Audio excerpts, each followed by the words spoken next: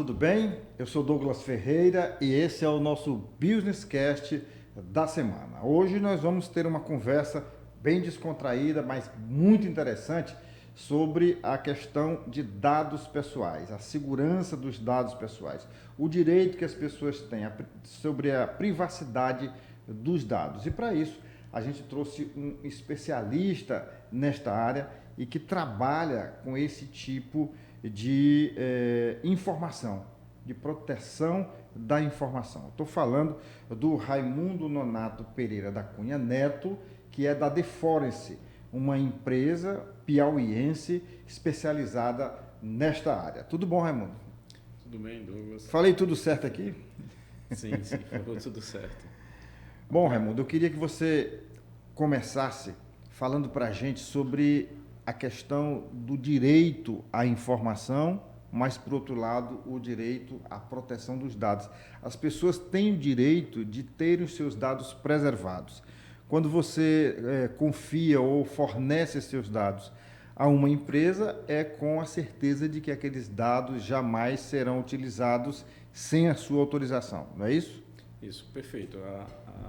A frase mais correta é essa que você está trazendo, porque é o seguinte, quando você fala sobre o direito à informação, hoje nós temos uma lei que é a Lei de Acesso à Informação, que na verdade as pessoas às vezes até confundem, assim, elas são contraditórias. Uma lei diz para que eu passe essa informação e outra lei diz que eu tome cuidado com essas informações. Na verdade, assim, a Lei de Acesso à Informação, ela quer dizer para a gente ser transparente, tá? Então, assim, mas essa transparência a gente tem que preservar a privacidade das pessoas, tá? Então, é muito importante que hoje a Lei Geral de Proteção de Dados, ela traz esse aspecto de que eu protejo o dado do cidadão, tá? Hoje a Constituição Federal também traz que a proteção de dados e a privacidade é um direito fundamental. Então, a gente precisa proteger os dados das pessoas. Por quê? Porque esses dados podem ser utilizados para o que a gente vive hoje, que são muitos tipos de ataques, crimes cibernéticos, ligações que a gente recebe de terceiros. Muitas vezes essas ligações partem das quadrilhas, tá, que estão dentro das prisões. Então, a gente hoje, esse mundo virtual se popularizou muito. Então, você tem uma população que tem muito acesso à informação. O Brasil hoje cada cidadão tem mais de um celular. Tá? Então, assim, nós temos 1,6 celulares por pessoa.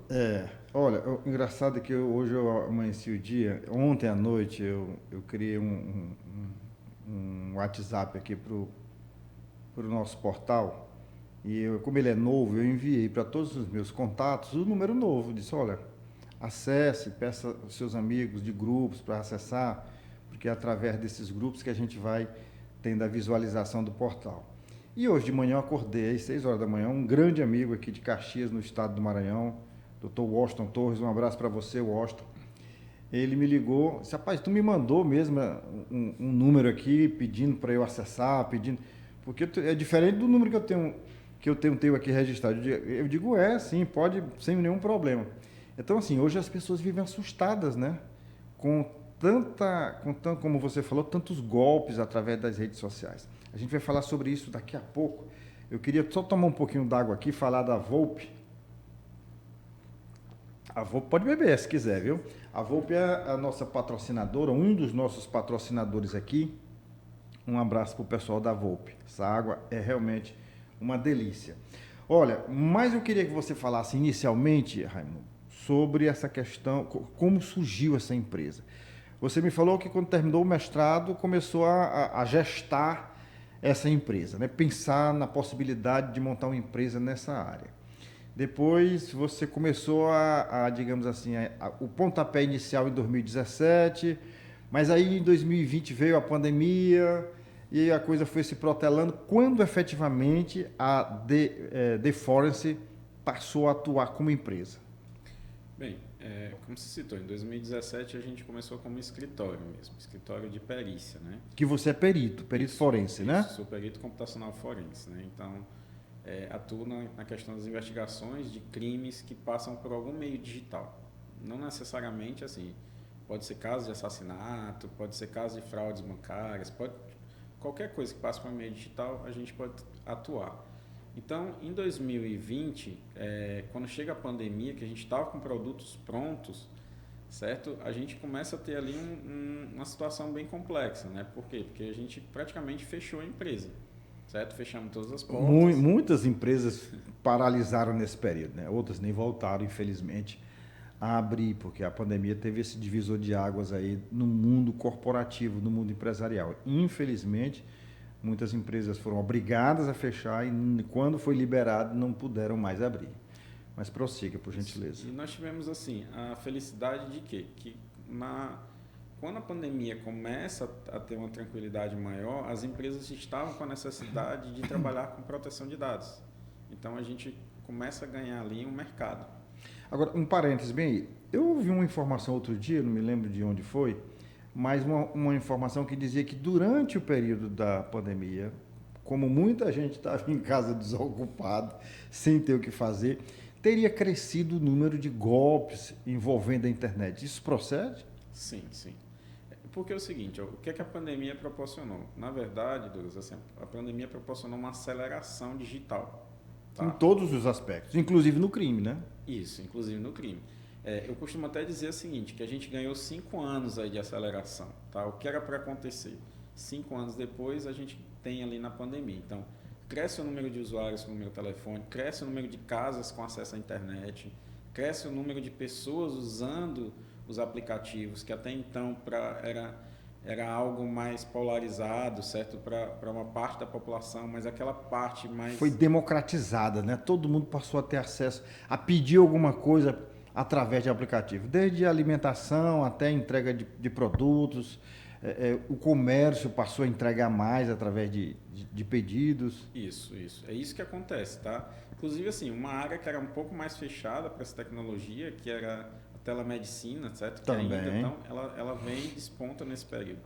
E aí o interessante é que, assim, olha o tanto que o crime cibernético cresceu no mundo. Hoje, se o valor arrecadado com crime cibernético fosse para um país, era a terceira maior economia do mundo. Tá? Hoje a gente só perderia para os Estados Unidos e Japão. Tá? Então, assim, ganharia de outras potências mundiais, para você ter noção. Eu imagino ó, só um jogo aí eletrônico fatura o correspondente a 2 capitais brasileiras. Faturou, inclusive, a polícia chegou a bloquear esses recursos. 2 bilhões não, 8 bilhões de reais. Isso corresponde ao PIB de Florianópolis, em Santa Catarina, e, salvo engano, Sergipe, aqui no Nordeste. Então, assim, é um negócio fabuloso, né? Sim, sim. Isso, hoje ele gira na casa, para você ter ideia, gira na casa de trilhões. De trilhões. Tá? Quando se fala do mundo, né? Isso. Quando se fala. Mas, assim, é bem interessante que, assim, na América, assim, o Brasil é o segundo país que mais sofre ataque cibernético, né? Por 2 fatores. A nossa população, ela gosta muito do acesso à internet, tá? E um outro fator, assim, nós temos um país gigantesco, né? Então assim, acontecem muitos esses fatores. E aí, assim, com essa necessidade de que as coisas pudessem melhorar, assim, a gente começa a ter um olhar para isso, né? De proteção de dados. Não só proteção de dados para as empresas, mas hoje a gente também atua para a proteção de dados das pessoas, né? Então, a gente passa a trabalhar com esse sentido, passa a buscar proteger as empresas e passa a proteger também as pessoas. Agora, Raimundo, a impressão que eu tenho, é de que a maioria da população ainda não tem consciência do direito com relação à informação, né? Aos dados pessoais, não é isso? Isso. A gente tem bem interessante isso, porque a população ela tem muitos direitos hoje com a Lei Geral de Proteção de Dados, né? Então, o que ainda falta um pouquinho é de essa conscientização, elas cobrarem os seus direitos. Por quê? Porque elas têm direito de passar os dados ou não, certo? Para as empresas. Por exemplo, quando se chega numa farmácia, de se aquele dado vai ser coletado ou não, eu posso dizer que não quero que meu dado seja coletado. Tá? Então, assim, é um direito dela. Se os meus dados forem usados em má fé, por exemplo, eu cedi os dados para um cadastro, para uma compra, mas por trás os meus dados foram usados para vender para outras pessoas, tá? Então, assim, hoje as empresas estão proibidas disso. Tanto é que hoje o próprio Serasa está sendo investigado por um vazamento de dados que aconteceu de todos os brasileiros vivos, inclusive assim, os que já tinham falecidos. Então, muitas empresas estão passando por esse processo de investigação. E a gente tem que cobrar mesmo, assim, a gente precisa cobrar as pessoas, certo? As empresas sobre os nossos direitos, certo? Então, o meu dado, por exemplo, um dado meu em papel não pode mais ir para o lixo. Por quê? Porque se eu entreguei meu currículo na empresa, ele não pode ir para o lixo. Ele tem que ser triturado ou incinerado, certo? Então, assim, elas precisam proteger para casos de vazamento. Então, hoje a gente tem que ter essa responsabilidade e também cobrar o nosso direito para isso. Hoje o Ministério Público está se organizando para fazer essa cobrança. Nós temos uma Autoridade Nacional de Proteção de Dados e o PROCON também está se preparando para fazer essas atuações. Bom, vamos falar especificamente agora da Deforence. Vocês começaram aqui, mas vocês já desenvolveram trabalhos também fora do Piauí. Isso. Nós já temos mais de 10 estados, atuação em mais de 10 estados no país, né? Então, as nossas atividades, assim, quando a gente começou e a gente foi trazendo algumas novidades, nós somos pioneiros no Piauí, né? Então, nós somos pioneiros no Piauí, mas a gente também cresceu junto com outros estados, tá? Então, a gente acabou tendo o nosso reconhecimento em outros estados. E como é que acontece essa demanda? A pessoa toma conhecimento do trabalho de vocês e procura? Vocês têm alguma forma de captar essa clientela? Como é que é? Hoje a gente atua mais no boca a boca, né? Então a gente prestou o serviço para alguém indicou a gente, né? Então assim, hoje a gente tenta trabalhar mais esse processo, né? Então a gente nos outros estados também foi por essa indicação, mas às vezes a gente fez parceria por alguém gostou muito do nosso serviço, que indicou para outra empresa, então a gente foi ganhando esse espaço por indicação. A gente até tem uma forma de captação, mas assim, hoje a gente acredita muito no potencial dos clientes que já passaram pela gente, né? Então, hoje o boca a boca é a nossa forma de entrada mais forte atualmente. Com relação a outros estados, vocês trabalham diretamente com empresas, através de escritório de advocacia? Como é que funciona? Bem, em alguns casos, nós trabalhamos com parceiros advogados, tá? Mas na nossa equipe, nós somos uma equipe multidisciplinar. Nós temos desde pessoas da área de administração, da área de cibersegurança, da área de tecnologia da informação, certo? Mas também temos advogados. Em alguns estados, a gente atua com outros advogados parceiros, mas também a gente atua com a nossa equipe.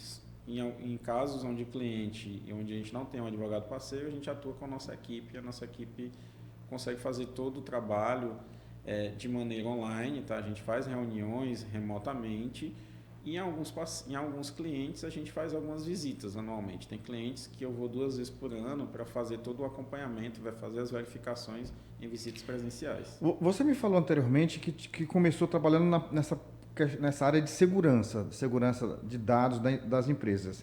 Depois foi que surgiu a questão da Deforence trabalhando especificamente com dados, com casos específicos, né? Como é que é um trabalho e o que difere uma atuação da outra?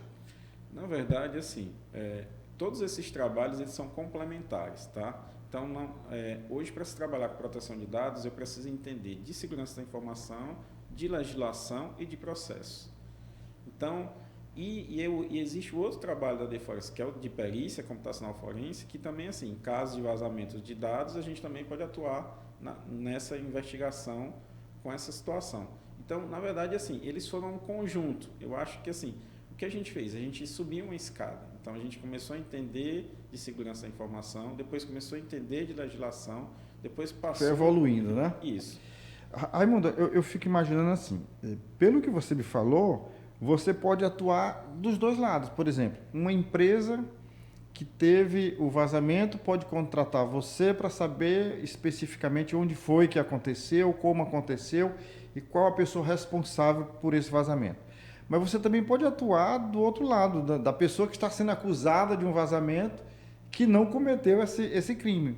É assim? Isso. E ainda tem um outro lado, né? Que é o caso da pessoa que teve o seu dado vazado, certo? Que realmente quer comprovar que aconteceu aquele vazamento e que ele foi prejudicado. Sim. Então, assim, nós podemos assim, hoje nossa equipe é bem preparada para atuar nessas 3 vertentes, né? É claro que assim, e com a expertise, que é um diferencial, e isso é bem interessante, assim, que esse é o nosso diferencial. Muitas vezes, as empresas que atuam com proteção de dados, elas atuaram com advogados, somente com advogados. Tá? Algumas vezes elas contrataram profissionais de TI para fazer ali uma parceria. Só que nós temos um outro viés. Nós temos, além de advogados, tá? Pessoas da área de cibersegurança, pessoas da área de TI e nós temos também expertise na perícia. Tá? Então, assim, hoje nós somos uma empresa completa em relação a esse tipo de atuação. Raimundo, uma outra coisa. Quando a gente ouve falar em vazamento de dados, a gente sempre é levado a acreditar que alguém dentro daquela empresa vazou esses dados. Isso é o mais comum a gente imaginar. Mas é possível que alguém de fora, que não tem nada a ver com a empresa, entre no sistema e capte esses dados? Sim, sim. Você trouxe até uma lembrança aqui que é bem interessante. Tá? O que é que hoje tem acontecido? Eu vou trazer os dois casos para você. Sim. O que é que tem acontecido hoje? Existe um crime que é o seguinte, que aconteceu a clonagem do chip do celular. Então, essa clonagem do chip do celular, ela aconteceu dentro da empresa. E aí, o que é que acontece? Além do chip ser clonado, a pessoa acaba perdendo Instagram, tem suas contas hackeadas, certo? Mas assim, isso partiu como? Porque alguém de dentro da empresa clonou o chip do celular. E aí as pessoas, muitas vezes, elas deixam isso para lá, elas nem sabem como aconteceu esse crime, certo? Então, elas acabam deixando isso. Isso é um vazamento de dados? Sim, meu dado foi usado de má fé. Tá? Meu direito é o quê? Meu direito, eu posso processar essa operadora? Sim. As pessoas fazem isso, muitas vezes não. Então, eu acabo perdendo minha conta, a minha conta acaba sendo usada para vender algum produto, você já deve ter visto, assim, olha, o Douglas está oferecendo uma geladeira, está oferecendo porque ele vai se embora e tal. E, na verdade, a história nem é essa. Os hackers que conseguiram atacar. Então, você tem tanto o ataque dos hackers, certo? Mas você também tem alguma coisa dentro da empresa. E é interessante porque a gente pode penalizar a empresa, porque a empresa que tinha que guardar os meus dados, ela não guardou os meus dados, e meus dados foram utilizados para ser uma forma de aplicação de golpes.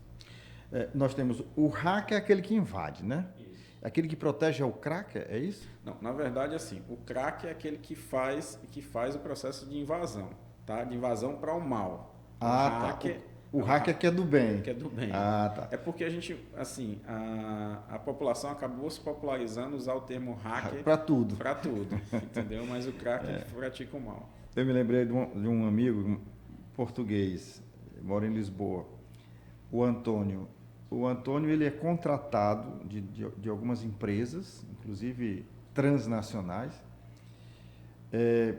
O trabalho dele é apenas identificar falhas e bloquear isso.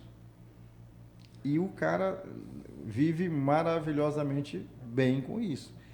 Inclusive, na maioria dos casos, é trabalho remoto. Ele trabalha de casa, mas ele tem essa função, né?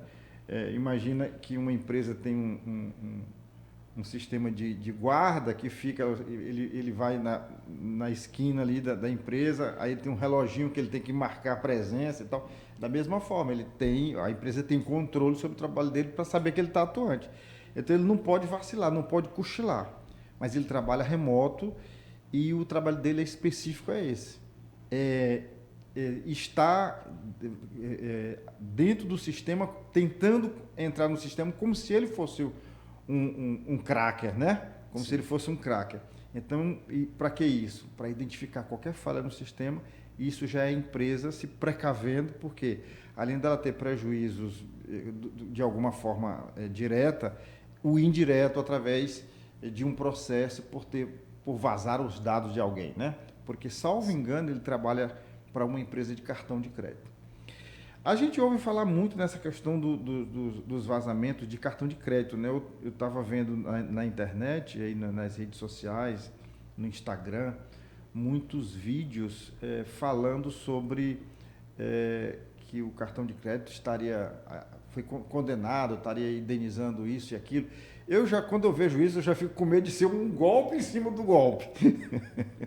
Procede isso? Está acontecendo isso? Bem, assim, hoje o Pix se tornou uma boa forma de pagamento, tá? Então, às vezes as pessoas questionam assim, o Pix ele é seguro, ele não é seguro. Na verdade, assim, o Pix ele é seguro. O que é inseguro são as ações das pessoas, né? Então, isso faz com que o cartão de crédito ele sofra aí uma tendência a ser remodelado. Por quê? Porque hoje as pessoas vendem no mercado negro vários cartões de crédito. Tá? Eles conseguem, os vazamentos, eles pegam e vendem os cartões de crédito com aquela senha que você tem atrás, que é o código de proteção. Né? Então, com aquele código você consegue fazer qualquer compra. E aí, como é que eles vendem, Douglas? Eles fazem o seguinte, um cartão de R$2.000, eles vendem por R$100. Então, você tem crédito ali de R$2.000, eles vendem por 100. E às vezes tem até mais crédito, mas você teve sorte lá de quem comprou, entendeu? Então, hoje, esses casos de vazamento faz com que os cartões de crédito passem a ter esse problema de insegurança. Tá? Então, por isso que as empresas de cartão de crédito, elas têm que ampliar essa proteção de dados e, além de ampliar essa proteção de dados, elas precisam ter a transparência com o cidadão. Por quê? Porque, às vezes, esse cartão é clonado, existem operações que são ilegais. Muitos golpes têm acontecido de ligar para pessoas da terceira idade. Por que para pessoas da terceira idade? São mais vulneráveis, né? Isso mesmo. Então, tem acontecido muito. Então, o cartão de crédito tem passado por essa instabilidade aí. Olha, outro dia tinha uma colega de trabalho, ela teve um problema no telefone dela e levou para um técnico. Aí o técnico estava pedindo acesso, não sei o que e tal, e ela ficou muito preocupada com isso. Esses dados da pessoa podem ser acessados através digamos assim, furtados através de um técnico de telefonia? Sim. É porque é o seguinte, hoje a gente já tem muito o seguinte, com o seu número de telefone tem como descobrir o seu endereço, seu CPF, várias informações suas, tá? Só com o seu número de telefone. Mas isso acontece só com cidadão de bem. Por que eu falo com cidadão de bem? Porque toda vez que você compra um chip, você registra aquele chip no seu CPF. Tá? As quadrilhas, elas conseguem usar um chip sem registrar no CPF. Certo? Aí eu lhe pergunto assim, como que ela consegue esse processo? Como? Tá? Então, assim, existe alguma ligação dentro da operadora. Certo? Que as operadoras precisam também amadurecer esse processo. Então, o técnico, às vezes, quando ele vai fazer uma manutenção, vai fazer uma consertar, tá? Ou então, como você falou, o técnico da telefonia, com o número de telefone, ele vincula o seu CPF. Com o seu CPF, ele acaba descobrindo várias informações. E aí é onde entra a Lei Geral de Proteção de Dados, que precisam proteger os nossos dados contra profissionais profissionais que agem de má fé. A impressão que eu tenho é de que a gente, por mais que se tente se proteger, nunca consegue uma proteção total. Não. A gente está sempre vulnerável de alguma forma. Quando essa vulnerabilidade ela se dá através da eletrônica, da informática, da telemática, a gente fica, tipo assim, a gente não pode fazer muita coisa. Agora, pior mesmo é como aconteceu com uma quadrilha que foi desbaratada ontem aqui em Teresina. Foram, inclusive, presos alguns integrantes dessa quadrilha em São Paulo e que envolveria, segundo o delegado, um candidato a vereador, mas a ação da quadrilha era de extorsão direta. Ela ameaçava o gerente da Caixa Econômica Federal a liberar empréstimos para empresas de fachada, laranja. E com essa brincadeira eles conseguiram colocar a mão em mais de 3 milhões de reais. Então, assim, a gente não está seguro em lugar nenhum, né? Porque as quadrilhas, quando querem agir, infelizmente elas conseguem, né? Pelo menos por um período, porque essa quadrilha já foi desbaratada e já tem boa parte presa.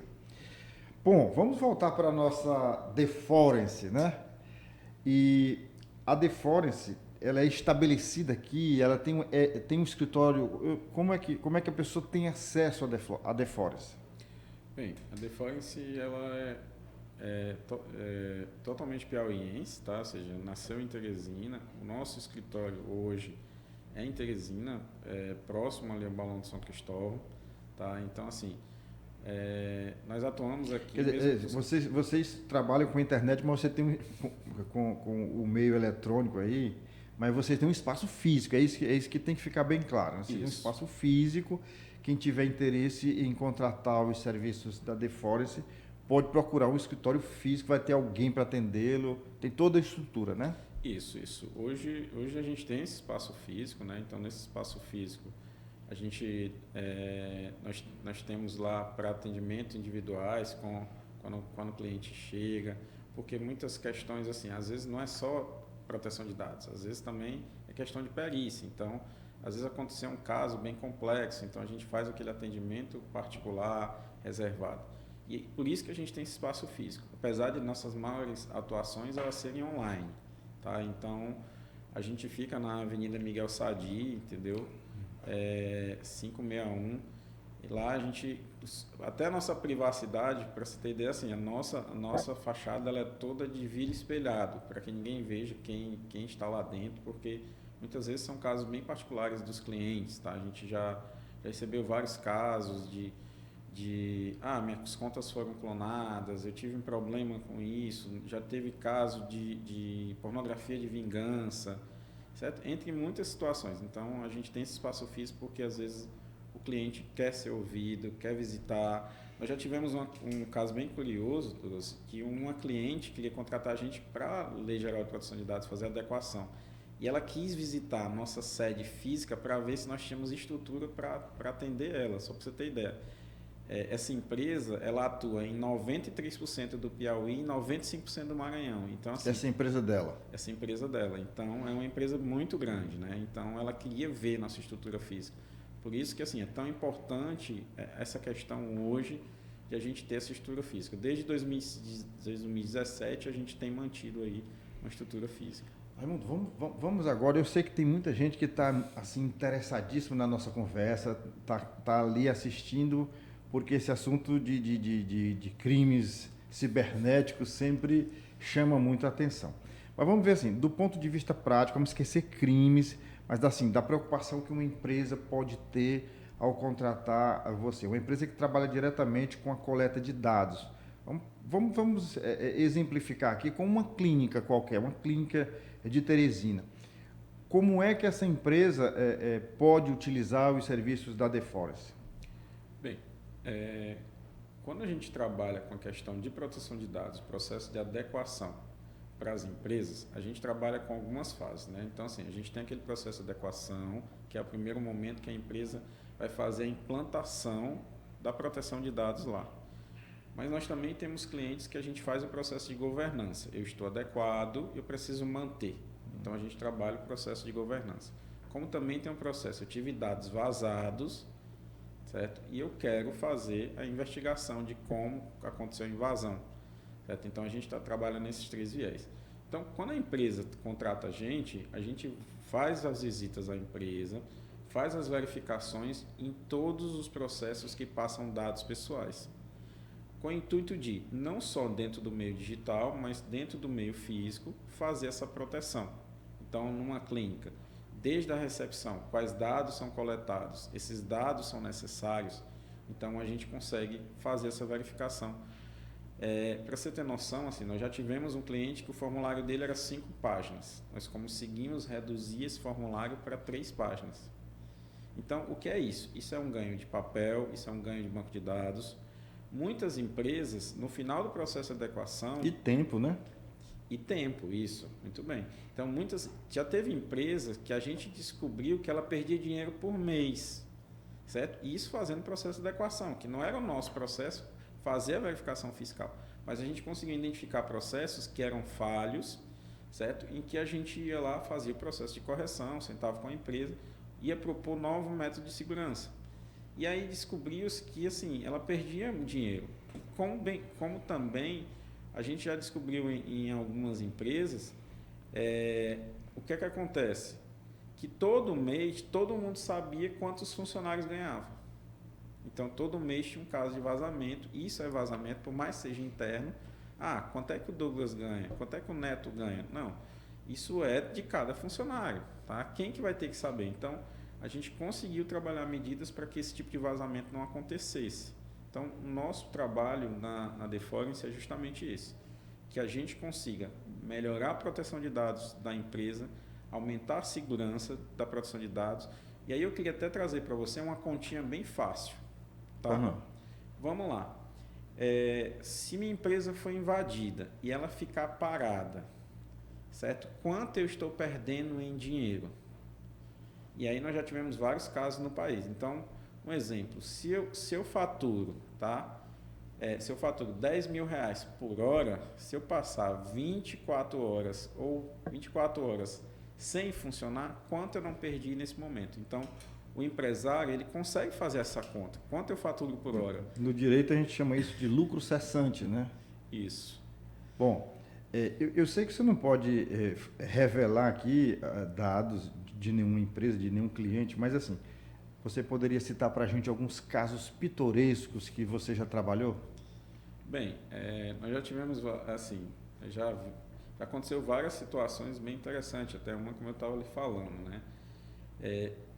E aí eu vou trazer um caso que eu achei, esse para mim foi bem constrangedor, né? Já aconteceu uma situação dentro de uma empresa onde um senhor chegou a ser hospitalizado em coma. Então, naquele momento, ele não teria como dizer quem teria acesso aos dados dele. E aí o que foi que aconteceu? Chegaram as 3 ex-mulheres dele e proibiram a atual mulher ter acesso às informações dele. Tá? Então, é complicado. Isso. E aí, assim, como que a gente agiu? Assim, nós fomos conversar, orientar para que fosse tomado a melhor decisão. Tá? Então, assim, a gente também atua nessas situações.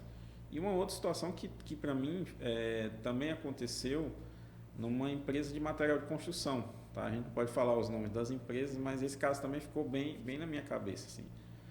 Uma mulher chegou e pediu para o vendedor para ver o que o marido dela tinha comprado para que ela comprasse o restante da reforma da casa.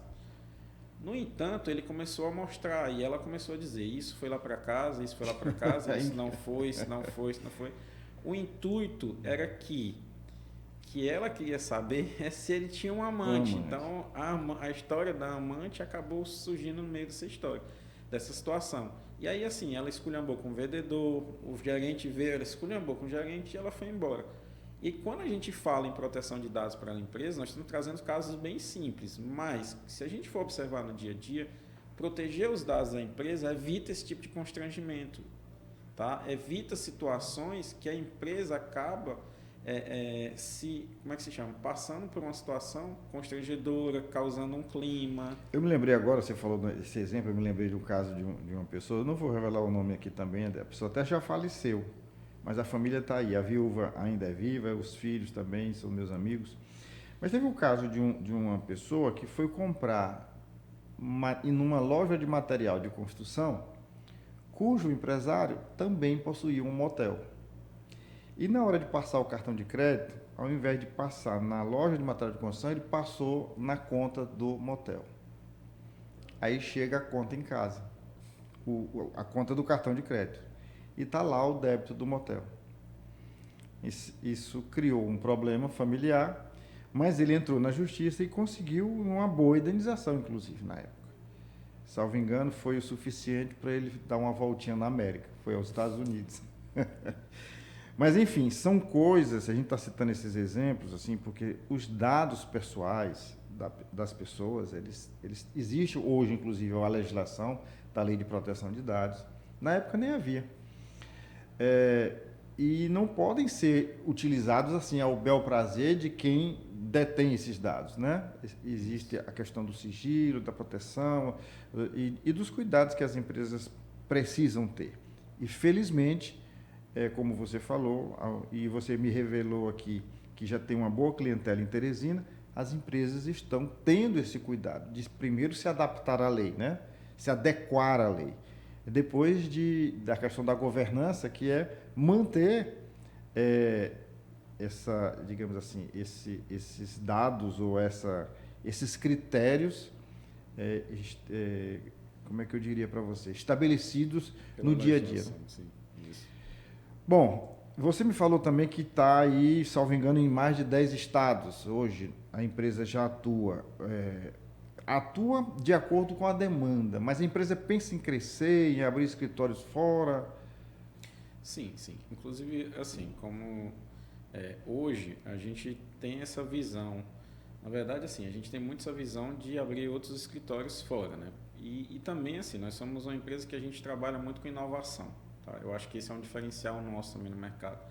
E aí, como eu estava licitando, assim, nós criamos um game, né? Um game... Ah, tá. Foi até premiado esse game, né? Isso. Então, a gente Fala um tem... pouco dele, do game, da ideia e do resultado prático. Pronto. O que acontece? Nas experiências que a gente tem tido nas empresas, a gente tem observado que é o seguinte: a conscientização do colaborador ela é essencial para o processo. Sem essa conscientização, você só pinta uma fachada e pronto. Não, se você consegue fazer essa conscientização, você consegue ter um efeito muito maior. Tá? E a gente percebe que em alguns casos de vazamento, ocasionados por funcionários. Tá? Então, se eles têm essa consciência, fica muito mais tranquilo o processo e o trabalho. E aí, com essa situação, a gente acabou criando aí um game, né, que se chama Game of Privacy, que seria o jogo da privacidade. Qual é o intuito? O intuito é de ensinar o colaborador através de uma gamificação, ou seja, através de jogos. Então, ele vai aprender jogando, certo? E nesse processo de jogos, aumenta a potencialidade do aprendizado, que é um estudo que eu já venho fazendo aí há mais de 15 anos, certo? Eu sou professor universitário, então eu tenho trabalhado essa questão da gamificação. E aí a gente tem percebido surtir esses efeitos, né? Então a gente já trabalhou com alguns clientes onde a gente usou jogos de tabuleiro, certo? Onde a gente levava o tabuleiro para as empresas, as pessoas jogavam. E depois a gente disse assim, não, vamos pegar esse tabuleiro e vamos criar aí um jogo online, tá? Não no formato tabuleiro, mas em vários formatos, que é aí onde surge o Game of Privacy. E nesse ano a gente participou da Campus Party, né? Com essa inovação. E nessa inovação, assim, nós fomos premiados, tá? Dentro dos critérios, então nós fomos premiados como uma das empresas por trazer ali uma inovação. Premiado, inclusive, com dinheiro, né? Isso. Nossa premiação foi considerada dentro dos pesos penas, né? Então a gente recebeu ali uma premiação de R$100 mil. Muito bem-vindos, por sinal, né? Isso. Bom, Antônio, Raimundo, eu fiquei muito impressionado com o trabalho desenvolvido pela The Forense. Eu não imaginava que aqui em Teresina tivesse uma empresa com essa expertise, né, nessa área de crimes cibernéticos e que já começa a ser referência, uma vez que vocês já atuam em pelo menos 10 estados. Mas, assim, nosso tempo está chegando ao final. Eu queria apenas que você dissesse para a gente que o cidadão comum tem alguma forma, alguma coisa que ele possa fazer para se proteger de algum tipo de fraude, de crimes através das redes sociais, da internet, do smartphone? Bem, essa pergunta, assim, ela traz uma grande necessidade da população, né? Porque, assim, existem algumas medidas que a população pode tomar. Primeiro, nunca coloque seu Pix, o número do seu CPF ou o seu número de telefone. O interessante é que você tenha um e-mail que você não usa para outros fins, certo? Para que seja o seu Pix do seu Pix. Ou então uma chave aleatória, tá? Outra coisa, sempre que você for comprar alguma coisa, comprar em lojas que você confie. Os crimes acontecem, na sua grande maioria das vezes, na seguinte situação. São valores muito abaixo do mercado. Tá? Então, sempre que você encontrar... Alguma empresa oferecendo um produto com valor assim, abaixo do mercado que atrai, sobretudo, quem gosta desse tipo de coisa. Né? E, na verdade, os criminosos não são tão geniais como a gente imagina. Às vezes a gente é muito vulnerável, é muito falho, porque a gente quer sempre levar vantagem em alguma coisa. E eles lançam mão disso, eles apostam nisso, né?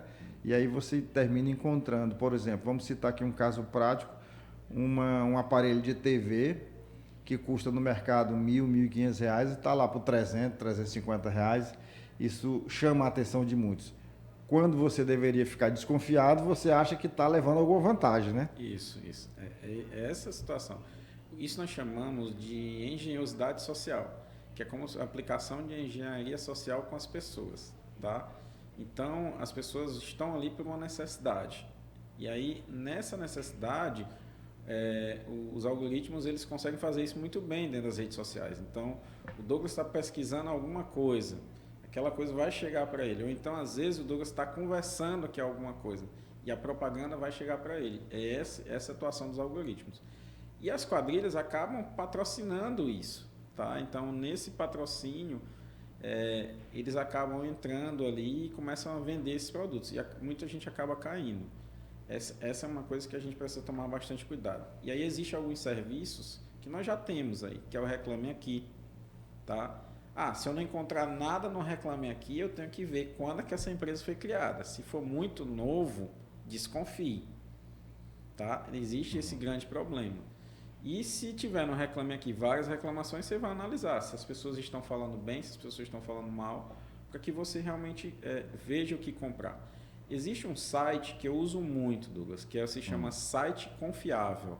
O nome é esse, tá? Site Confiável. E como é que se usa ele? Pronto, você Pra acessa quê? Como lá assim? siteconfiável.com.br e ao acessar esse site, você pode digitar o site que você quiser lá. Pronto. E ele faz uma avaliação em vários tipos de serviço, inclusive no E é Reclame gratuito Aqui. esse site? E é gratuito, tá? Então, sempre que eu vou comprar, eu coloco lá. Às vezes, quando eu vejo assim que a empresa é muito nova, às vezes ele mesmo diz, aqui você pode estar caindo num golpe cibernético. Então tem essas orientações. Então, eu uso como forma de uma avaliação e de proteção. Então, esses serviços são gratuitos e são muito bons. Perfeito. Eu só entendo e só acredito que o nosso sistema judiciário poderia ser mais atuante nessa área. Você veja, pegando como gancho essa questão do X, nós temos um sistema judiciário que conseguiu tirar uma plataforma de uma Big Tech como o X do ar em 24, 48 horas e não consegue bloquear um sistema de telefonia dentro dos presídios, que é de lá que surgem boa parte dos golpes aplicados no Brasil. Então tem alguma coisa de estranho e de anormal num sistema judiciário que não consegue impor esse tipo de bloqueio numa penitenciária, num presídio. Alguém precisa, via pública, explicar isso. Raimundo, muito obrigado pelas informações, foi muito bom conversar com você. Eu aprendi muito sobre esse tema de crimes cibernéticos, sobre esses temas que são desenvolvidos ou são combatidos aí, investigados pela Deforest. Muito obrigado e que essa empresa cresça mais e mais e ganhe o Brasil, tá bom? Eu que agradeço, Douglas, assim, a você e sua equipe, tá? E dizer que assim, a gente está à disposição para ajudar e auxiliar, tá? A disseminar essa informação que é muito importante sobre os nossos direitos. Direito à informação, porém, direito à preservação dos dados. Olha, você que está nos assistindo nesse momento, chegou aquele momentozinho que você precisa, se não for ainda inscrito no nosso canal, você se inscreve, aciona o sininho para receber as nossas notificações e você curte, comenta e compartilha essa entrevista. Manda para o Piauí, para o Brasil e para o mundo. A gente se encontra no próximo Business Cast. Obrigado, Raimundo.